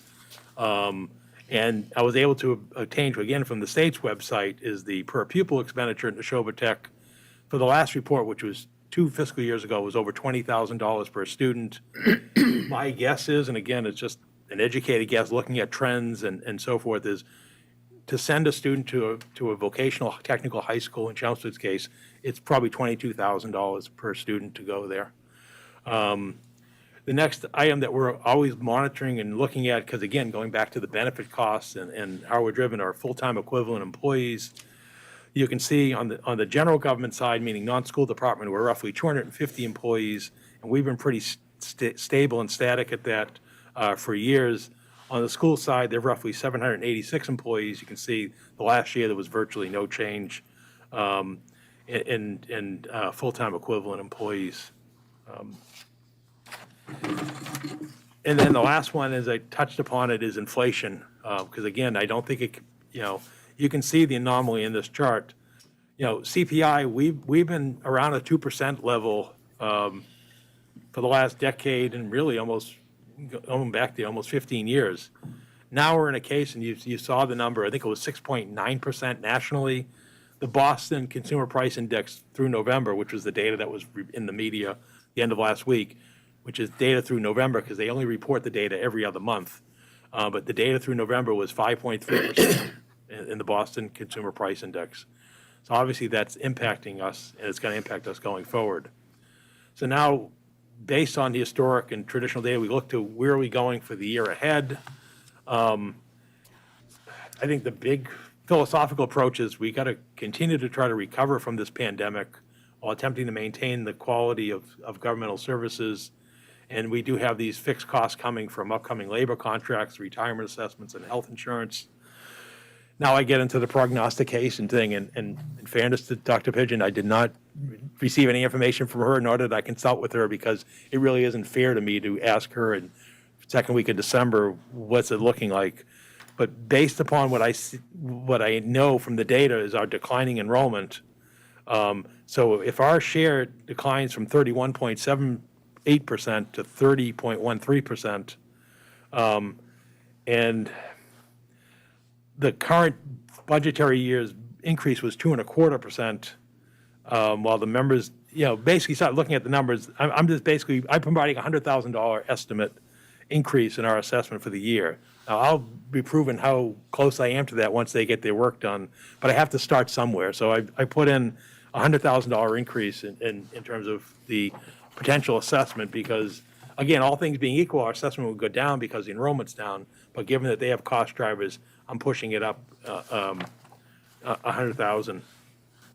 Employee compensation, as Dr. Lang noted, all of our units that have settled contracts on the general government side as well as the school side, but the custodians, those contracts expire in 6 months. We also have non-union employees on both sides, so we've put in a number for the general government of our 2% adjustment. It's $1.1 million. You now look at employee and retiree health insurance. The trends that we're seeing is around roughly 7% for Blue Cross in terms of health insurance benefit costs. Our actual rates will depend upon our claims experience and also enrollment. It was noted earlier that part of what was driving Neshoba Tech was they saw more people jumping onto their health insurance plans. In our case, we see more action with retirees coming back onto the plans because they're allowed to come in and out annually, as well as active employees have open enrollment annually, as well as a qualifying event, such as a death, divorce, what have you. But we're using a 7% adjustment, so we won't get our rates till probably late January, early February. Looking at enrollment trends and so forth, we're thinking that's 850,000. And I'm going to turn the microphone over real briefly to John Souza, who tracks our health insurance subscribers monthly, just to give you a sense of what's happened over time with our enrollment. Thank you, Paul. So when you look at this chart, and down, if you look at the table at the bottom, you can see that for fiscal year 22 so far, when we look out to try to set the health insurance budget, the number of active employees between this year and last year is down roughly 7. However, retirees have increased by about 15 retiree subscribers. But when you look, try to give you some perspective, when you look back to fiscal year 2012, I know it's going back a ways, you can see that we're up, just under 200 participants. So it's just something we have to keep in mind as we go forward, that with longer life expectancies, the number of retirees is expected to continue to grow. And so when you look at that and say, why does it really matter? If we take our HMO family plan, not our most expensive PPO plan, but our highly subscribed basic HMO family plan for our active employees, the total annual premium that the town's paying right now is $26,500. The town pays 75% of that. So we're paying basically $20,000 per employee who's enrolled in our HMO family plan. So again, you start factoring that up by 7%, we're going to go from $20,000 to $21,300. So again, $1,300 per person. And again, you start looking at 658 active employees, the bulk of which are on the HMO plan, and again, large proportion of them on family plans. You can see why that's a big cost driver. The next one, and again, you heard about it, it has to do with retirement assessment. We know our assessment from the Middlesex County retirement system because they do an actuarial and assessment every 2 years, and fiscal 23 is the second year of the 2-year assessment period. Our invoice and our assessment for the year is going to be up by $655,000, or 6.63% for the upcoming year. And again, I'll ask John, because John serves as on the Retirement District's Advisory Committee, to just sort of give you a snapshot of what's happening to retirement assessments. So at this point, Middlesex is not conducted, they're not at the point where they're ready to conduct their actual evaluation. That will come later for the next 2-year cycle. But whenever you try to fund a pension system, there are 2 things that you want to kind of keep in mind and one of those is investment returns. You always have to be concerned about that. We all know, following the financial markets, we've had a blowout year that probably will not be repeated. Middlesex does use a smoothing formula, so they only recognize 1/5 of the annual gain over 5 years to try to smooth it out so that you don't have volatility there. The other thing that they're always trying to be mindful of is whenever you have a pension system, you have to choose an assumed rate of return. And the trend has been over the last few years is to try to ratchet that down to be more conservative. And right now, the system's using a 7.3% assumed rate of return. Most likely, it will be decided at a future meeting, but it will most likely be going down near 7%. That may not sound like much, 0.3 base, or 30 basis points, but when you're talking millions of dollars, it can create a significant increase. But that's their way of trying to keep the financial planning more conservative. So, going forward, we've been advised to budget at least 6.5% annual increases, possibly more. So it's just something we'll have to keep in mind. So with that being said, again, if you look at the last row, the $10.5 million payment that'll be due on July 1st of 2022, again, it's $655,000 increase. Again, you start looking up that column of change, you can see it's around $550, $600 per year. The column I want you to focus on is the fourth column, payment on unfunded liability. So of that 10.7 million, we get an early pay discount if you pay by July 1st. But of that 10.7 gross number, 9 million of it is for the unfunded liability. And I point that out for two factors. One is, as John was noted earlier, about the assumed rate of return. The other thing is under the law right now as it exists, the unfunded liability is scheduled to be paid off in 15 years. In 2037 is when the retirement system is expected to pay off its unfunded liability. The last report we saw that John can speak of, at this point, Middlesex retirement system's funded basis is roughly 53%. So they're going to try to capture that 47% over the next 15 years, which ought to be real interesting just to require. Unfortunately, Middlesex has been one of the lower performing in terms of lower funded assessments. And there's two things that are driving that. One is not the investment return, because all of the retirement system's assets are held by the state, and they're invested by the state pension system. So it's not that they're not good money managers. The problem is you're still recovering from historic enrollments and contributions that have created this unfunded liability. I guess it's polite way of saying what's likely to happen in the years ahead is we suspect that 2037 date will not be met. And I think they can go maximum of 2039 under the law, which will give a little bit of room, but not a lot. And then we'll see what happens over that period of time, because they know that the 6.63% funding level, is challenging for communities to fund as we move ahead.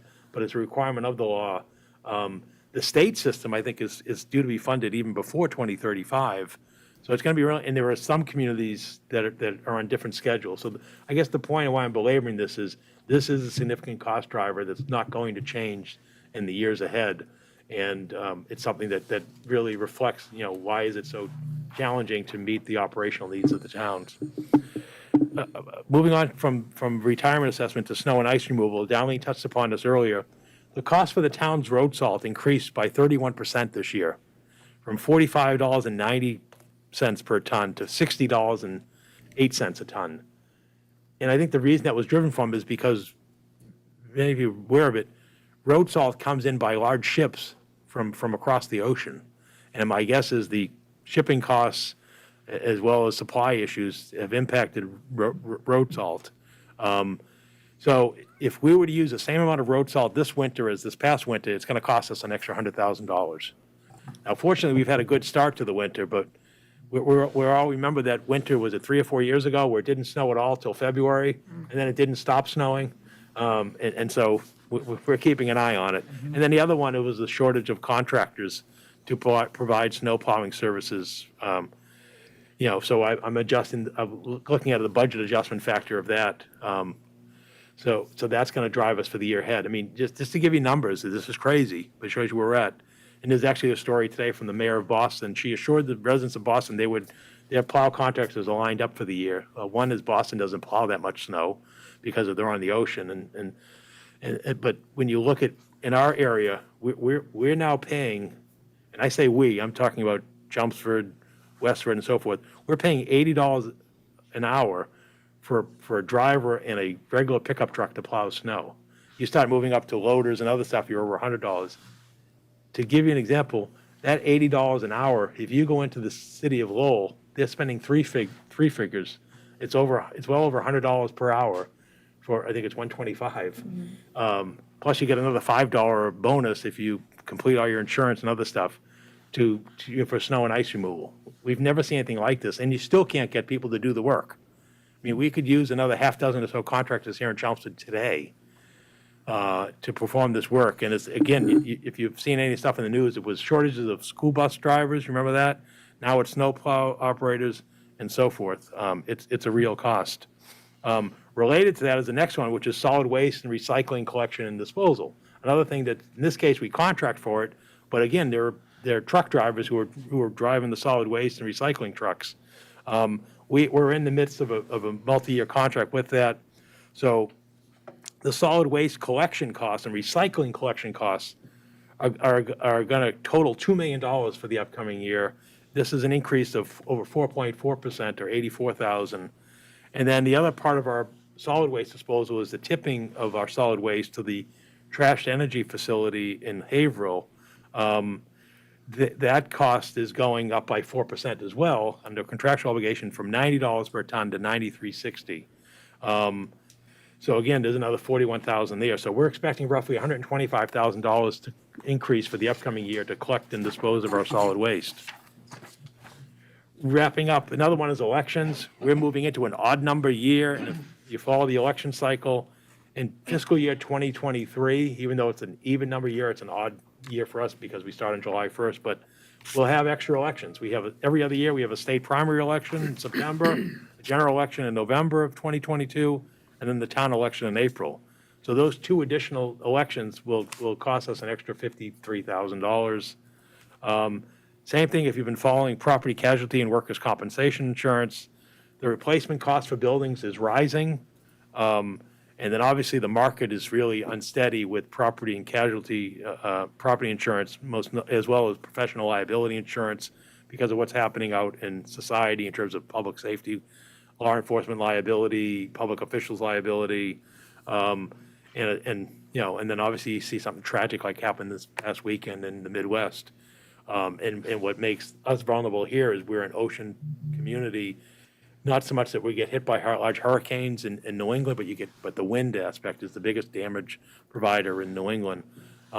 So that drives us. So we're estimating about a $50,000 or a 5% increase in our property and casualty. And then the last one we never lose sight of is the fact of Medicare tax. That's tied to our payroll. So we're expecting roughly a $50,000 increase in rough numbers for Medicare tax. So you start assembling this into a list, you can see we're at basically $5.4 million just in terms of maintaining the operations that we have in terms of funding the schools, paying our employees in the general government side, health insurance, retirement, and so forth. Now switching over to excluded debt service, which is sort of the one bit of good news. You saw in the chart how our debt had declined. Well, it's continuing to decline in the upcoming year. Our debt is almost going to drop by a third. So the excluded debt service, meaning that's exempt from Proposition 2.5, is going to fall from 3.2%, $2 million, to $2 million, $2.1 million. And that's really the sewer project debt sort of going away because the later phases of the sewer project were paid for from betterments and the sewer assessment charge. So we will see a $1.1 million decrease in the property tax of excluded debt.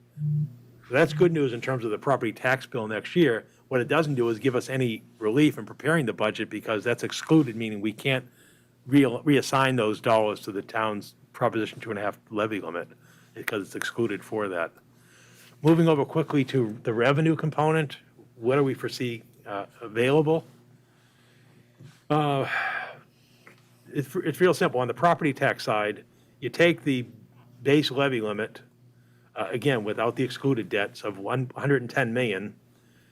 You then take 2.5% of that. That's $2.75 million. And then we're forecasting a $1.5 million in new growth. That's slightly above the nominal, basically where we are this year. And one of the things we think that's a real number, even though in the prior 2 years it was higher, is because there really aren't a lot of projects out there in the community. If you really think about it, you're seeing a lot, as Dolly noted, in permit fees for individual home renovations but there aren't a lot of multifamily or even commercial big projects out there in the community right now. So we think that 1.5 is a solid number and a realistic number, because that period ends 6 months from now. So basically, the new growth will end on June 30th of 2022 for the upcoming fiscal year. And barring the unforeseen over the next 6.5 months, that's probably about where we're going to see. So that gives you new levy capacity of 4.25, but then we also have excess levy capacity. The 1 million, you remember, we took from free cash to reduce the levy, that's 1 million. And then in addition to that, we were $480,000 below the levy limit. So we got 1.5 in available levy capacity under Proposition 2.5. So the total amount that we could raise under the property tax revenue would be $5.74 million. And then I'll come back to this at the end in terms of what would that mean. In terms of state aid, again, I don't want to belabor this. Again, the estimate is there. I do the $30 per student. I do a realistic general government aid, which are the two large numbers. Basically, I'm figuring about a 2%, just over 2% increase in state aid, or roughly $370,000.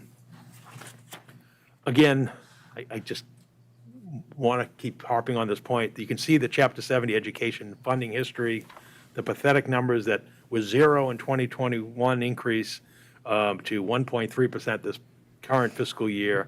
But you can just look up the column. It's disappointing, to be polite. Local receipts, we're projecting a 430,000 or a 4.24% increase in local receipts. Again, that's really going to be what happens starting next July 1, so 6 months from now through 18 months from now. We're thinking the big part of that increase is going to be motor vehicle excise, because what we're seeing is the book value is going to go up.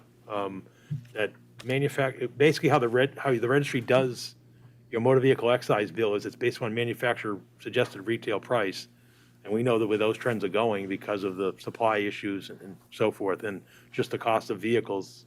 And then the other, we are basically feeling that permits will be level funded. I think we'll see the meals tax continue to increase. Part of it is because meals are getting more expensive. And we're seeing people are sort of, as we noted, we're seeing a rebound in that as one of the activities that people partake in. So those are the two big cost drivers there. Moving on to summarizing that, if you then take the projected available revenue sources, the 5.74 million in property tax, state aid of 370, 430 in local receipts, again, you got to subtract out the million in free cash because that was the available funds. You're at $5.5 million, or 3.8% increase from the current $145.5 million budget.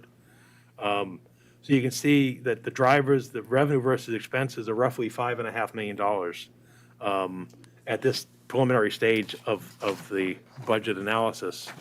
I just want to take a moment in terms of looking at school department funding increases. As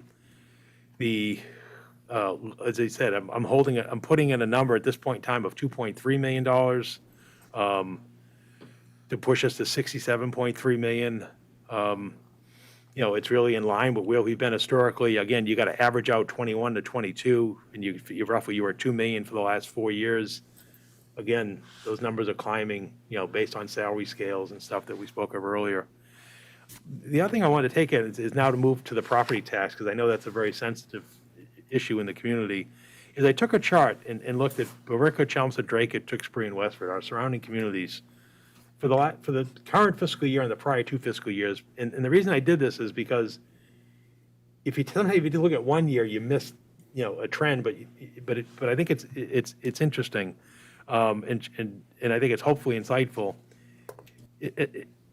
Chelmsford's the second community there, and you can see we had a big increase this year of 5.64%, or $418 for the average single-family bill, which again is one metric of residential and one metric of the total thing.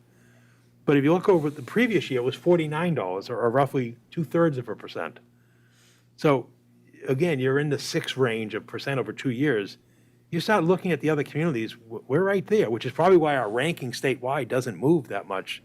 you can see, we sort of had the most anomaly between the 2 years, but if you look in comparison of the 2 prior year period, you can see, again, Billerica was over 7% in the 2-year period of their average single-family bill increase. Dracut was over 6%. Tewksbury was again 7%. Westford amazingly comes in real low, where they're roughly at 4%.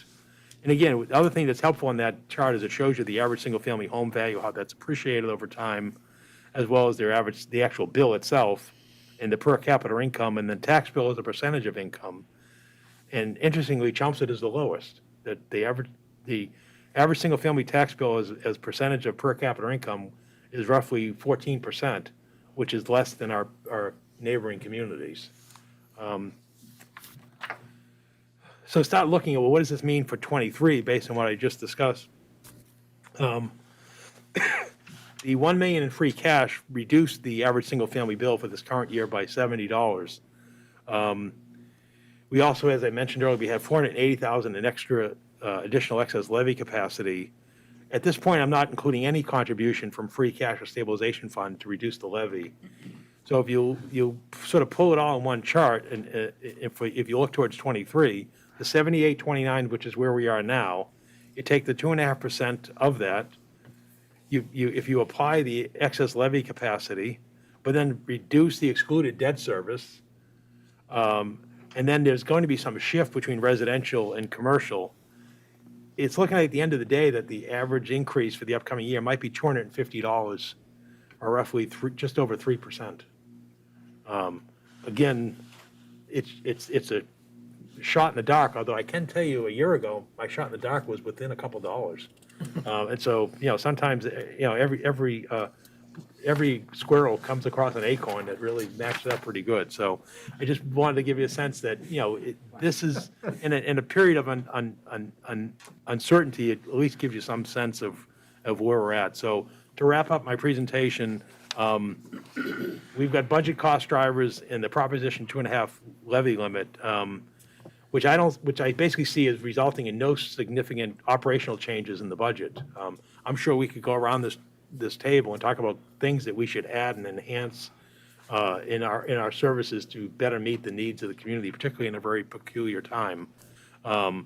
Again, can't overemphasize the fact that our local aid, our partnership from the state has significantly diminished over the years and not likely to change. So my message is we have to budget carefully because we are reliant on the property tax without any significant increase in state aid foreseeable. Again, our employee benefit costs are not expected to diminish, as I talked about earlier, in terms of Middlesex and health insurance.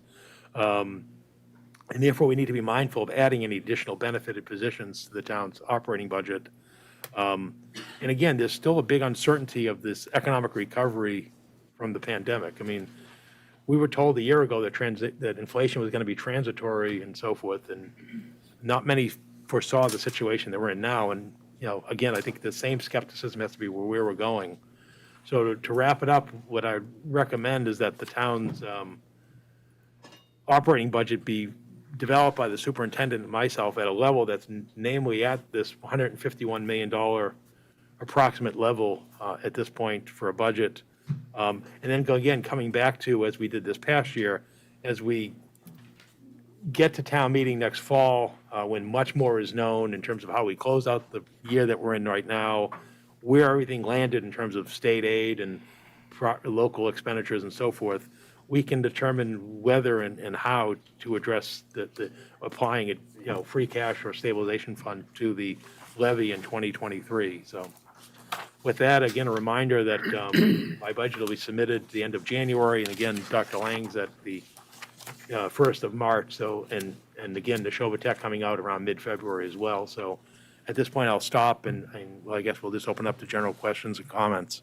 So thank you for your patience during that lengthy presentation. Anyone want to open? Any questions in the Zoom room at this time?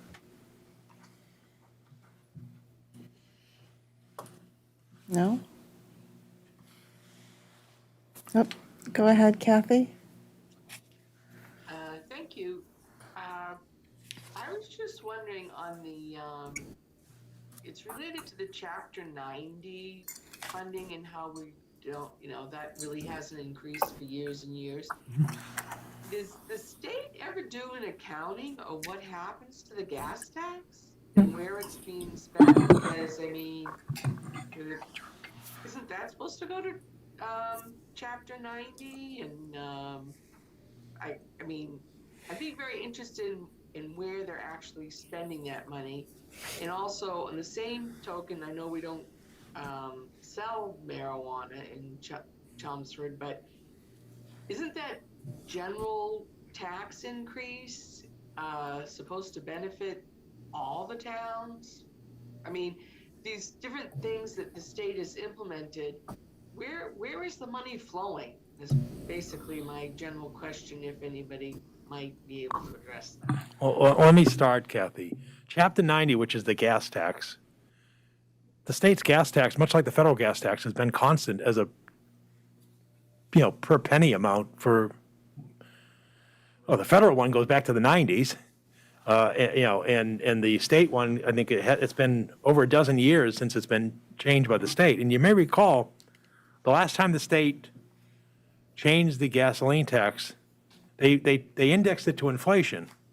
And within the next election cycle, that indexing was repealed by the voters at the ballot as a hidden tax.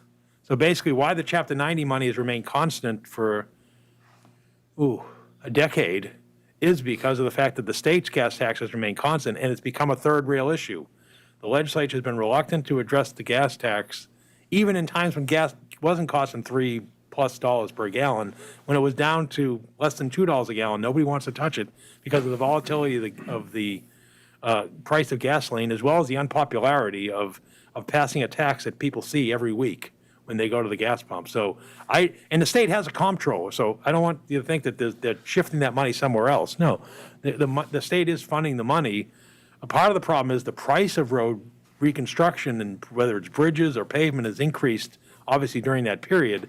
You're getting less dollar of work for the money that you do have. What the MMA did a survey about 3 or 4 years ago, and they estimated that cities and towns are receiving about a third of the Chapter 90 gas tax money of what it takes to actually maintain the roads annually. And so it's an issue of underfunding. Again, we're waiting to see what comes. We expect there might be a short-term boost from this federal transportation bill, but part of what doesn't get mentioned in the hype of the federal transportation bill is many of those were just simple renewals of programs that have been in effect. Is that they were set to expire. So when they sit here and talk about all the funding that's going to come in the next decade, well, it doesn't mean it's additional funding upon what you've already received. It's just all the funding it's going to receive in the next decade because that program was expiring. So it'd be, and so I just caution you in terms of, skepticism in terms of Chapter 90 aid, in terms of what's gone on. The issue you had about marijuana revenue and so forth, that all just goes to the state general fund. In terms of how it's proportioned, not to defend the state, but to be realistic to the state. Basically, 4 out of every $10 of state tax revenue goes to social service programs, Medicare and so forth in the state. So they're really hamstrung. If we talk about level of service and being constrained, I'm sure that if we brought in our representatives and senator and others, and then actually you'll see this on December 21st. The state's going to do its revenue forecast hearing. It's always the third Tuesday in December, and it'll happen at the State House, or probably remotely this year again. And they'll give you the forecast revenue increases for the year ahead in terms of what they see the state budget will grow by, because that then becomes the number that the governor and the legislature use to develop the state budget for the upcoming year. Because again, as I mentioned earlier, the governor's budget's due out the end of January.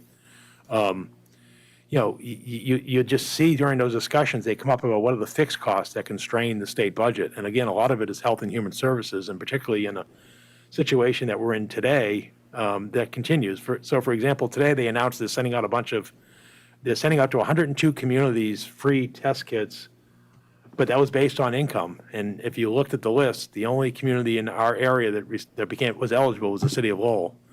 So, again, it just demonstrates the massive challenge that the state has, and also where they tend to direct their resources.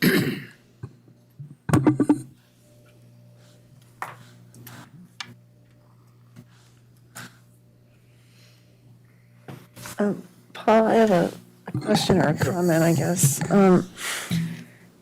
One thing I would like us to take a closer look at in January, if you and Darlene and John could help us with it, is the strategy for the CCA. I don't think that it's sustainable on ARPA funding, nor should it be. And, I think we need to figure out whether there's something that has to get incorporated into this as they transition.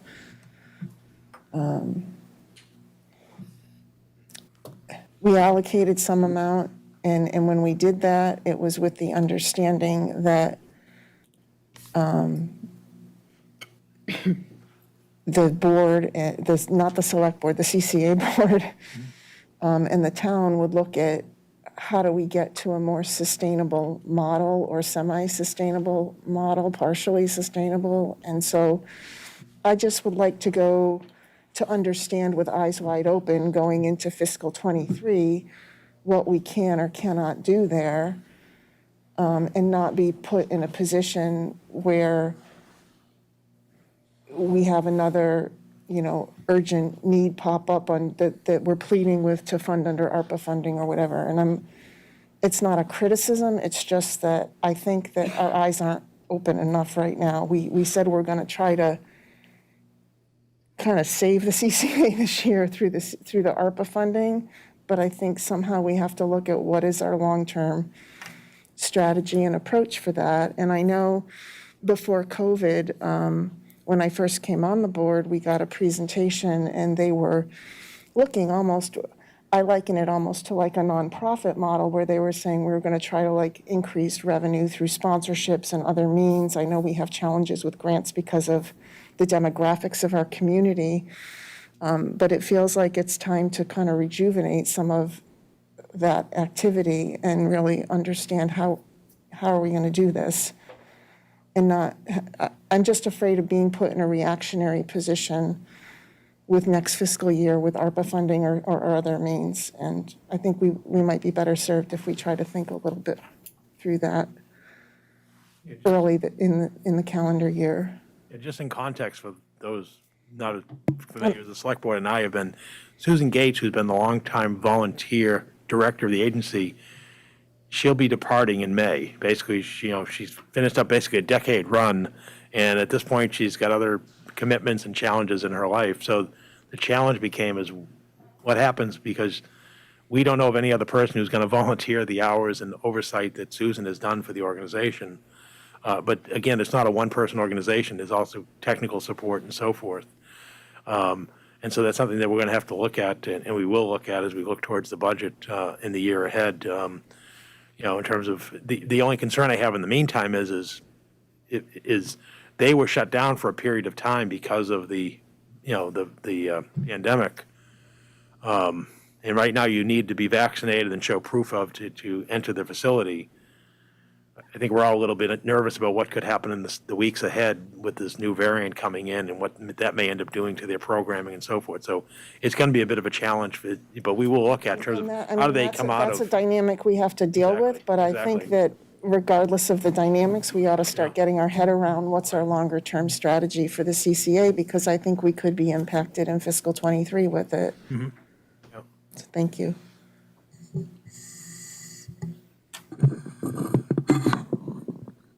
Are there any other comments or questions? Kathy, were you raising your hand? No? Okay.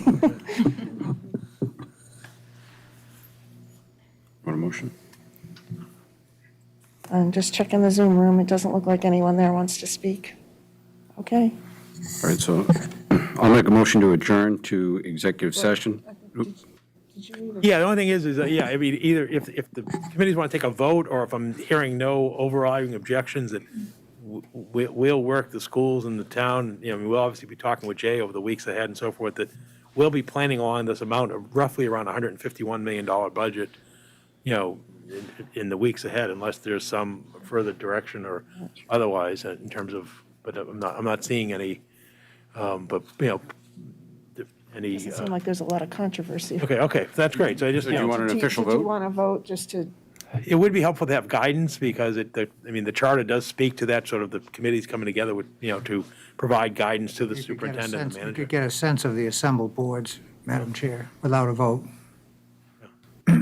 We can do a straw poll or a vote. I don't care either way. There's no, the vote isn't binding. It just gives a sense of direction to the manager and the superintendent of how we're to proceed in the weeks ahead as we prepare our budget. So it just gives us an affirmation and a confirmation of that we're heading in the right direction so that because what happens is when we arrive, at beginning of February, we're still scheduled for April. It is a rather tight timeframe, in those 2 months to get the budget pulled together so that FinCom can get their book out and we can all gather at the, in the end of April. I mean, I'll say, Paul, that with what you presented tonight, $151 million level service budget with no new hires is something that, I'd be comfortable with. I don't know how you want to straw vote it or how you want to go about doing it, but. What was your suggestion, Sam? Yeah, you could just get a sense of the committee, a sense of the board without a vote, or you can take a vote. It doesn't matter to me, but if people are uncomfortable with the vote, you can certainly get a sense of the board that we proceed in the way the manager has outlined. Is anybody uncomfortable with a vote? Okay, why don't we get a motion? All right, I recommend that the group boards, Select Board Finance and School. the Select Board, Finance Committee, and School Committee recommend or go along with the town's fiscal year 2023 operating budget be developed in accordance with the presentation, namely approximately $151 million level service operating budget. Do I have a second? Second, Sam Chase has seconded. All those in favor? aye. Aye. Are there any opposed? Any abstentions? Okay, it's unanimous, all in favor. Good. Now you can make a motion. All right. And then I will make a motion to adjourn to executive section with the Select Board and the School Committee going to discuss strategy with respect to collective bargaining with general government and school department employee labor unions not to return. Second. Motion and a second. Roll call. We get them all. John Moses. Aye. Maria Santos. Dennis King. Jeff Doherty. Donna Newcomb. Pat Wojcik. Aye. Mark Carrata. Aye.